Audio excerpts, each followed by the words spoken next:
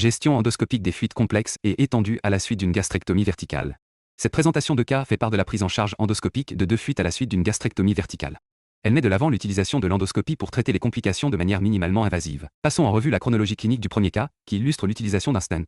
Notre patiente est une femme de 45 ans, avec un IMC de 45 et des antécédents de diabète de type 2 et d'hypertension. Elle a également subi une gastrectomie verticale. Le 12e jour post-opératoire, la patiente s'est présentée aux urgences avec des symptômes de douleur épigastrique, d'hématémèse et de fièvre.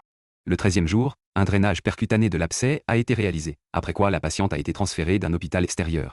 Le 19e jour, un drainage et un lavage endoscopique de la cavité ont été effectués, et un stent entièrement recouvert a été placé. Au 60e jour, le stent a été retiré et un test d'étanchéité fluoroscopique a été réalisé.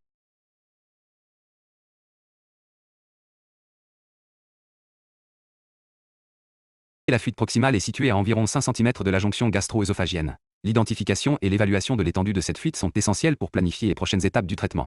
Observation de la seconde fuite localisée dans le corps distal de l'estomac. Les fuites multiples présentent des défis particuliers et nécessitent une évaluation minutieuse pour garantir que tous les problèmes sont correctement traités. La présence de 2 fuites a permis l'exploration de cette fistule gastro-gastrique.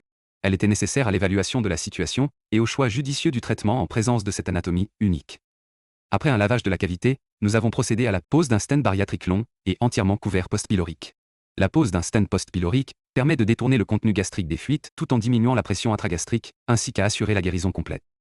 Retrait du stent après 6 semaines. Une fois le processus de cicatrisation bien engagé, le stent est retiré avec précaution, garantissant ainsi une bonne gestion des fuites. Suivi après 8 mois. La patiente se porte bien. Aucune dysphagie, nausées ou vomissements n'ont été observés. Également, il n'y a pas eu de signe de nouvelles fistules. Ce cas met en évidence l'utilisation innovante d'un système EndoVac pour traiter les complications de manière minimalement invasive. Notre deuxième patient est un homme de 61 ans avec un IMC de 57, une histoire d'hypertension, un diabète de type 2, une apnée du sommeil et une dyslipidémie. Son évolution post-opératoire a été compliquée par un hématome périgastrique qui fut traité par 4 transfusions. Le 18e jour post-opératoire, le patient s'est présenté aux urgences avec des symptômes de douleur épigastrique et d'hématémèse. Le 22e jour, un lavage endoscopique initial et un débridement ont été effectués, ainsi que la mise en place de l'endovac intracavitaire. Puis, 6 autres remplacements d'endovac ont eu lieu entre le 28e et le 50e jour. 3 septoplasties ont également eu lieu lors des 3 derniers remplacements d'endovac. L'endovac a ensuite été complètement retiré le 55e jour post-opératoire. Lavage et débridement de la cavité. La première étape pour traiter cette complication consiste à nettoyer soigneusement et à retirer tout tissu infecté ou nécrotique. Mise en place de l'endovac. Le système EndoVac comprend une éponge spécialisée placée directement sur la fuite gastrique. L'éponge est reliée à une pompe à vide, qui permet d'éliminer l'excès de liquide et de favoriser la cicatrisation.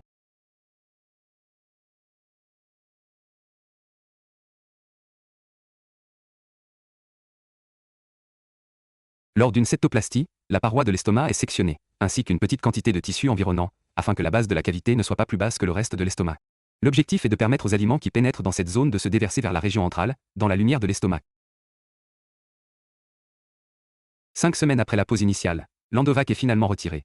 Aucune fuite n'est constatée à l'examen fluoroscopique et endoscopique, et la septoplastie semble suffisante pour permettre la vidange du contenu intracavitaire dans la lumière gastrique. Suivi après 6 mois. Le patient se porte bien. Aucune dysphagie, nausées ou vomissements n'ont été observés. Également, il n'y a pas eu de signe de nouvelles fistules. Dans ces cas de fermeture de fuite gastrique, nous avons observé l'utilisation de 2 techniques endoscopiques distinctes. Elles témoignent des avancées significatives des procédures endoscopiques minimalement invasives. Les 2 approches utilisées, soit le stent et l'endovac, non seulement atténuent les risques associés aux interventions chirurgicales traditionnelles, mais illustrent également l'innovation continue visant à améliorer les résultats et la qualité de vie des patients.